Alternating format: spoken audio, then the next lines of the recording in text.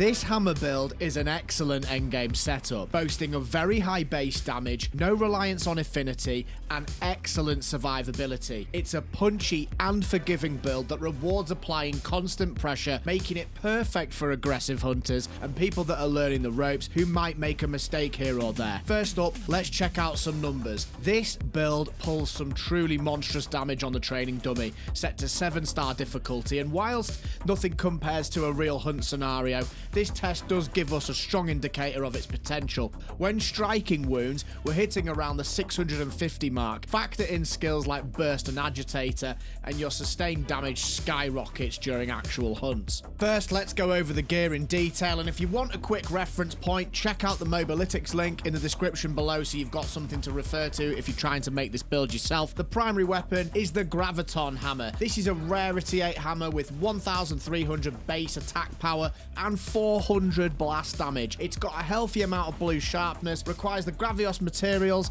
and comes with minus 20% affinity, which on face value doesn't sound ideal, but actually it simplifies our choices later on. This weapon is all about raw damage, and while the negative affinity might seem like a downside, we're going to put our focus on pure attack power rather than crits. The blast status is of course a great bonus, proccing frequent extra bursts of damage. I believe it totals around 150 each proc, and we're getting a lot of them. This soon adds up during a fight. In terms of the armor setup, we're going for 3-piece Guardian Ebony Odogaron set for the burst skill stacking and that lovely 2-set bonus which enhances the burst effectiveness. This means our attack ramps up even further during sustained combat. Very nice. We're also using 2 pieces of the Blango set, and this 2-piece set bonus gives us a nice ability called War Cry, which gives us an additional plus 15 to attack to yourself and party members when you use the 2 victory emote. This adds a lovely passive damage boost without requiring constant upkeep. We're also using the Chain Charm level 2, which allows flexibility in picking beta pieces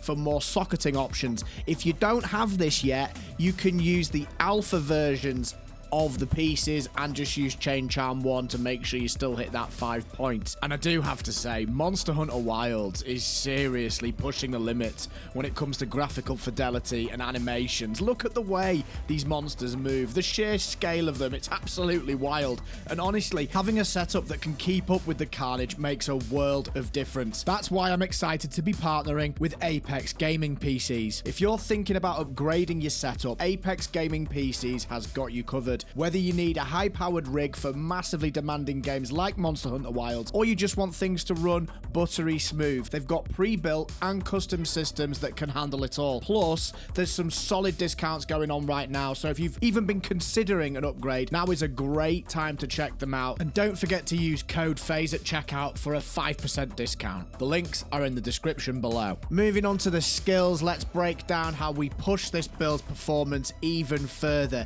Each of these has been chosen to maximize damage output, survivability, and utility in equal measure. And I will start off with Attack Boost 4. Now, little caveat here, folks. I have been incredibly lucky at the start of this game. I've managed to drop a +1 and a +3 attack boost duel. This actually happened to me in Monster Hunter World as well. Don't ask me how, it's crazy. But this gives us an extra +68 base attack.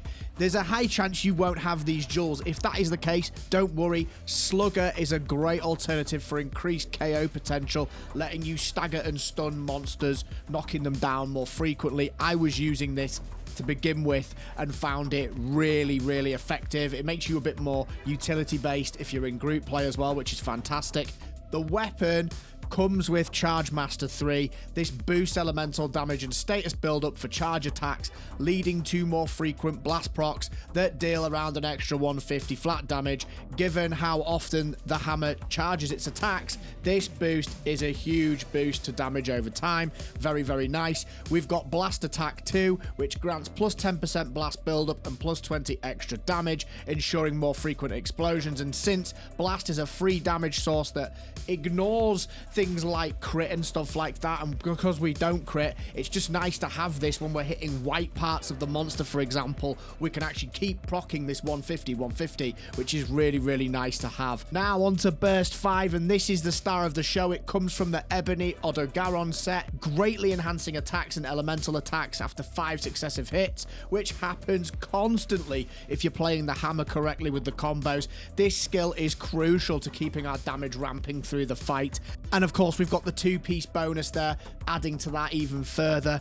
And this next one, the Agitator level 4 from the Blango armor pieces, provides us plus 16 attack and plus 10% affinity when monsters are enraged. Given that high rank monsters and tempered monsters enrage quite frequently, this skill will be active for significant portions of the fight.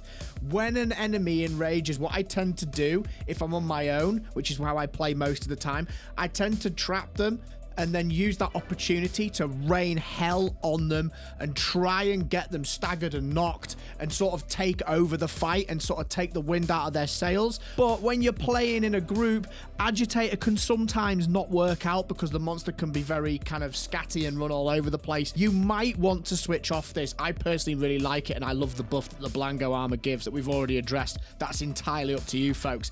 Moving on, Counter-Strike 2. This provides us with plus 15 attack when knocked back. Since this often happens in hunts, it's a free damage boost, and at level 3 that will be plus 25 attack, which I would love to test in the future. Before we go into the survivability and the utility skills, I'll just highlight some key headlines here. Our raw base damage when we've got the attack boost jewels in and the to victory emote Warcry sits at 1,383. If we look at this in the training area with Agitator and self-improvement active, more on that in a moment, we actually have 1,576. And if Counter-Strike procs, if we get knocked back on top of that, we sit at 1,654, which is absolutely colossal. If you combine all this with blast procs, burst stacks, all that good stuff, you are really hitting consistently tasty numbers. And this build really does just walk through tempered hunts with ease. It's great, folks. Before we dive into the survivability, if you're finding this video helpful, don't forget to give the video a like and sub to the channel to keep informed. We'll be covering Monster Hunter Wilds in depth, so stay tuned for future videos and streams here on YouTube and Twitch. Also, if you want to be part of the action, join our Phase Shift community Monster Hunter Squad via the Discord. The link is in the description below. Now, moving on to survivability and utility skills, Divine Blessing level 3. I cannot understate how good this is, folks, particularly if you are learning the ropes. It gives us a flat 50% damage reduction when it procs, and given this build's aggressive playstyle and given the crazy nature of fights, you will often take hits, making this an absolute must-have for allowing you to live longer and soak a lot of those nasty attacks. It's really helpful. We've got Part Breaker 2 as well, which helps us break monster parts faster and increases the damage on focus strikes that we do to wounds, making it fantastic for farming materials and just generally doing crazy damage and knocks when we're hitting wounds. It's fantastic. We've got defense boost for plus 5 defense, an extra layer of protection. We've got 1 in recovery speed. This speeds up health recovery from items, letting you get back into the fight faster. Earplugs 1, whilst is kind of useful, it will be far better at level 2. This is something that I'm considering swapping out. And then I mentioned this previously, self-improvement.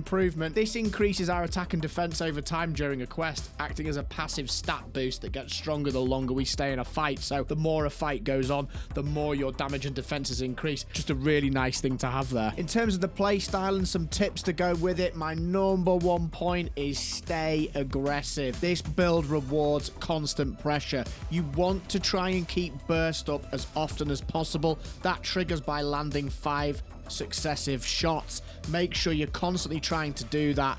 Constantly apply the pressure. Use charged attacks where you can to make the most of Charge Master, and of course just keep raining hits in because you want to be proccing blast as often as possible for that flat 150. Remember, if you get hit, this is actually 9 times out of 10 a really good thing, because if it knocks you backwards, you're going to get Counter-Strike proccing, and if the monster is enraged, it's going to be increasing your damage because of Agitator. If that happens, folks, make sure you're using traps and your stuns really wisely so we can kind of calm and cool the jets of the monster and use this massive boost of attack damage that we've got to knock it on its ass and really ring in the pain for it. Keep your buffs up, make sure to use to victory before every fight or when the monster repositions. You and your party will thank yourself for it. Mind your sharpness. It's not white sharpness, folks, that's a weakness of this build. I actually wonder if it'd be worth getting level 3 handicrafting on it and see what that did. But blue sharpness is solid, but just be mindful of that. Make sure that you keep on top of it because it's a nice damage increase. Check out this next video. It's got you covered. Take care of yourselves. Keep having fun. Come check out a stream on YouTube or Twitch, and I'll see you in the next one.